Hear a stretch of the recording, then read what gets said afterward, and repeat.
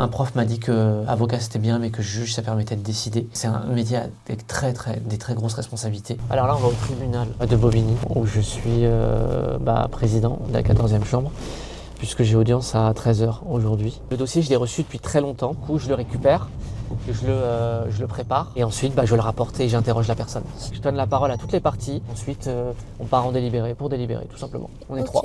Il faut que la décision, c'est vraiment l'émanation de la démocratie, puisqu'en fait, il faut que la décision, elle soit prise par au moins 2 personnes. Ce serait un mensonge de dire qu'on n'a pas une idée arrêtée quand on prépare un dossier. Par contre, ce qui est réel, la majorité du temps, quand on voit la personne, quand on l'écoute, à l'issue des débats et tout, en fait, le dossier prend une tournure différente pour 1000 raisons. La charge mentale du juge, on en parle très peu, mais elle est réelle.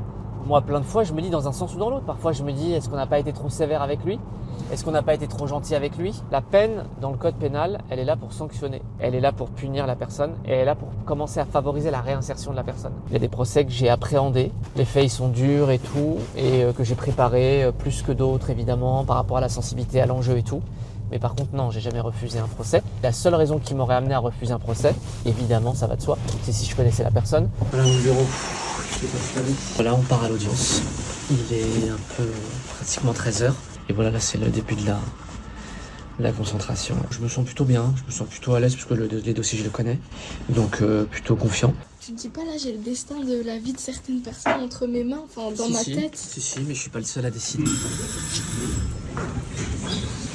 Moi, ce que j'aimerais, c'est qu'il y ait plus de Youssef et plus d'autres gamins qui sont à des années-lumière de fonctions comme celle-ci, qui n'ont pas du tout ça dans leur radar, qui puissent exercer le métier que je fais, parce que ça m'a changé la vie intellectuellement, mais ça m'a changé la vie aussi financièrement. C'est idiot, mais nous, on comptait le moindre franc à l'époque, ensuite l'euro, et aujourd'hui, j'ai de quoi être à l'abri, ma famille et tout, et ça je pense que c'est très important aussi. Pour la énième fois, un jour quelqu'un m'a ramené un stagiaire, je me suis rendu compte que c'était le fils d'un collègue, à nouveau. Je me suis dit, qu'est-ce que toi tu fais Youssef pour les gens qui te ressemblent ? Et je me suis rendu compte que je faisais rien. Je me dis, un jour je vais partir, comme tous, je vais quitter cette terre, voilà, et je me dis, j'aimerais bien, on se souvienne de moi comme quelqu'un d'utile, qui a pu être utile, de quelqu'un qui a pu être utile aux autres.